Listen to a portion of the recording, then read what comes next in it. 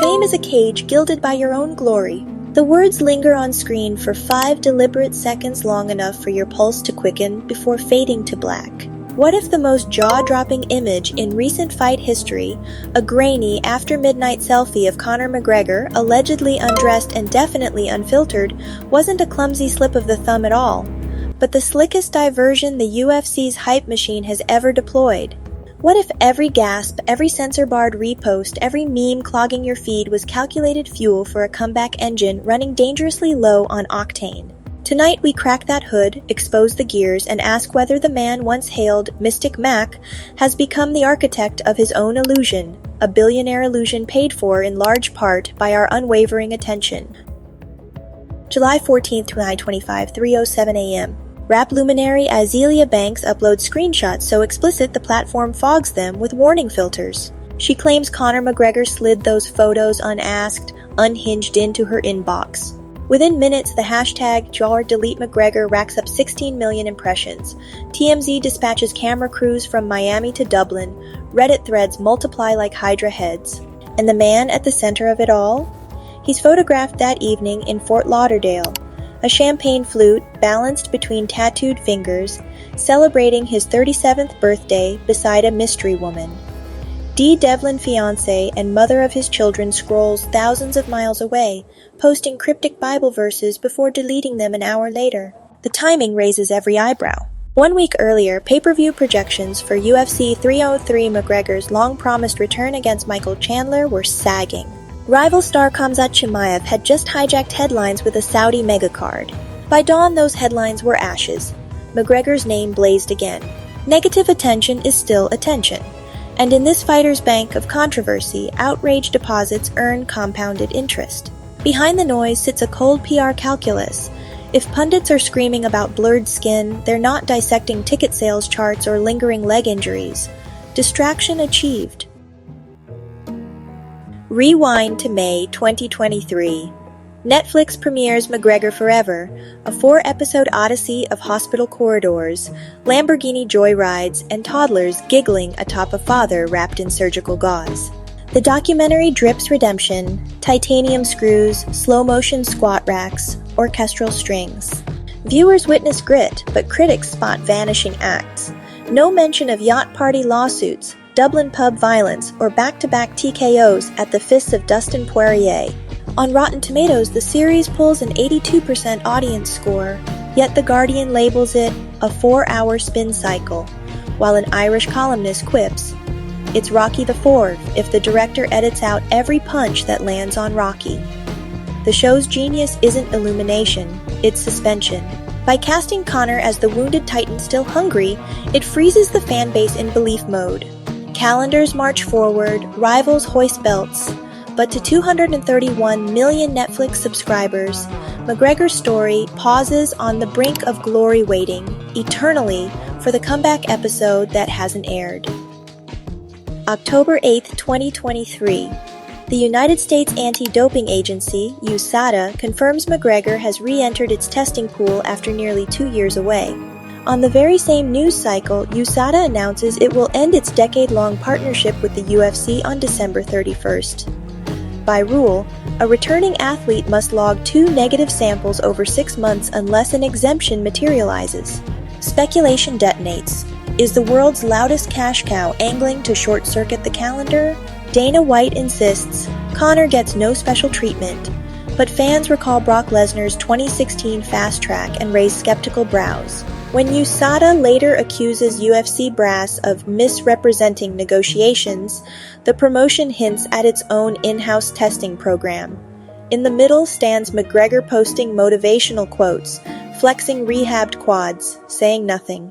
Puppet or puppet master, he remains the chess piece everyone watches. But a leaked email hidden for 18 months may prove Conor didn't re-enter that testing pool as voluntarily as he claims. By June 2025, the UFC 303 promotion drumbeats incessantly McGregor vs. Chandler, International Fight Week, the Redemption Brawl. Advertisers pour 7 figures into slot time, Las Vegas hotels triple rates. Then Chandler tweets a lone hourglass emoji.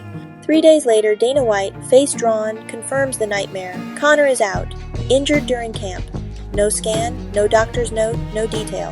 Reports dual refractured tibia, torn ligament, or just a mangled toe, conveniently disastrous enough to trigger insurance, but vague enough to dodge follow-up questions. ESPN and CBS both note the main event collapse, while Google Trends show McGregor spiking higher than 3 live championship fights combined. Refund queues stretch across Ticketmaster. Yammer phantom toe jokes trend on TikTok, yet unofficial merch quoting that very phrase outsells Chandler's walkout tee. When outrage merchandise is better than victory, does winning still matter? The first public punch outside sanctioned cages lands April 6, 2019 in Dublin's Marble Arch pub. CCTV captures McGregor offering rounds of proper number 12. An older man refuses twice. Conor slams a left hook. The man barely flinches. McGregor later pays a $1,000 fine, then buys the bar, purchasing his own crime scene, quips one columnist. Flash cut to May 2025. Neon strobes inside Ibiza's Pacha nightclub frame. McGregor hammering a reveler with 2 looping shots before entourage security forms a shield. Yahoo Sports calls it 2 brutal punches, reviving headlines about an athlete who can't leave the octagon behind. Psychologists attribute the pattern to limbic conditioning years of pairing aggression with roaring crowds. Critics call it dopamine addiction. Superfans call it proof he's still the animal we paid for. Either way, every leaked video propels Brand McGregor back into algorithmic orbit. This time the punch didn't just break a nose. It could shatter the legal armor McGregor's worn for 6 straight years. Trace the cash flow. The 2017 Mayweather boxing spectacle grosses roughly $600 million. Forbes crowns McGregor 2020's highest-paid athlete at $180 million for that year alone. In 2021, he offloads majority control of Proper No. 12 to Proximo Spirits in a deal worth up to $600 million. Add whiskey, pubs, cryotherapy sprays, fitness apps.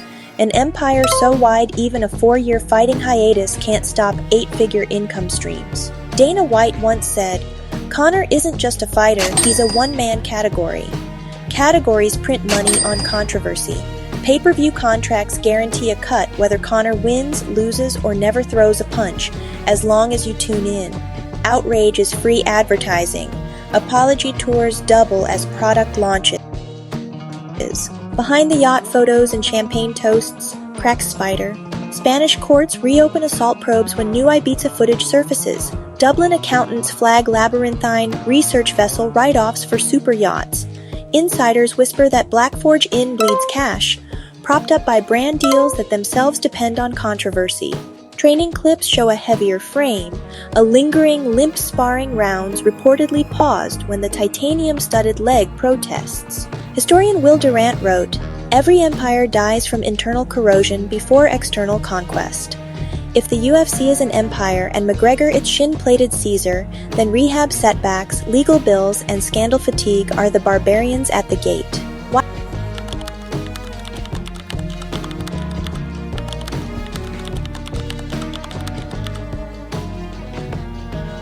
Why do McGregor headlines stick like honey to the brain? Behavioral scientists call it negative stimulus bias. Humans prioritize threat over calm, chaos over order. Twitter's algorithm pours gasoline-rewarding rage clicks with dopamine drips. In McGregor, villain and hero coexist in one tattooed torso, satisfying our twin cravings to idolize and condemn. A Trinity College study of 20 million McGregor-related tweets, 2015-2024, found that moral outrage posts drew triple the engagement of highlight reel knockouts. Outrage is frictionless to share, admiration demands nuance. McGregor, whether by design or instinct, supplies combustible material on schedule.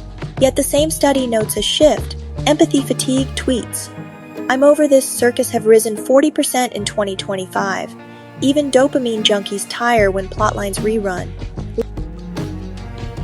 Leaked documents from a former Paradigm Sports intern outline the incident protocol. Flood social feeds with training clips or charity snaps to dilute hostile SEO terms. Seed an exclusive interview with a sympathetic outlet re-anchor the narrative to perseverance. Merchandise the moment. Limited edition tees, whiskey bundles, NFT drops. It works because newsrooms chase novelty. Offer sparring footage exclusives and a scandal sinks below the fold. Send whiskey kits to influencers and a cancelled bout morphs into product placement. Fans sniff the manipulation yet still buy pay-per-views, sustained by one fragile hope. What if this time the chaos collides with greatness? In that tension, PR finds its sweet spot. Take a breath. In a sunlit corner of Silicon Valley, writer Gari Nguyen pours jasmine tea and pens sentences instead of tweets. At 29, she has already authored 13 Vietnamese bestsellers novels, essays, Shards of Spirit, English translations like Just Hear Me Out, and a luxury item called Me Rest Quietly on Amazon, offering salves rather than spectacles. If McGregor's orbit has left your nerves buzzing, let a page of Gari's prose slow the spin. Remember, not every fight needs an audience to count as a victory. From welfare checks in Crumlin to nine-figure nights in Las Vegas, McGregor's rise once embodied alchemy, swagger into gold. But gold left unchecked tarnishes. Today, scandal feels scheduled, outrage monetized, injuries perhaps as phantom as belts long vacated. The man famous for predicting knockouts now predicts attention, sometimes with fists, sometimes with pixels, sometimes with a silence so loud we rush to fill it. Our complicity is the final reveal. Every retweet, every disgusted comment, every hopeful countdown is a coin tossed into his fountain of relevance. Economists call it a speculative bubble. Wrestlers call it kayfabe. In the McGregor universe, it is simply Tuesday. Reflexes will dull, myths will sag, and the border between performance and parody will blur. If McGregor can't outrun that shadow, the spectacle will pivot to its next talk of the timeline gladiator. Until then, the cage lights wait. The next flash may show redemption or simply illuminate dust swirling where swagger met gravity. The verdict could arrive in a 13-second knockout or an unread court docket. Either way, the spotlight is already swiveling, and time, like any undefeated opponent, keeps marching toward the bell. Will McGregor's comeback ring out like a victory bell, or a funeral toll?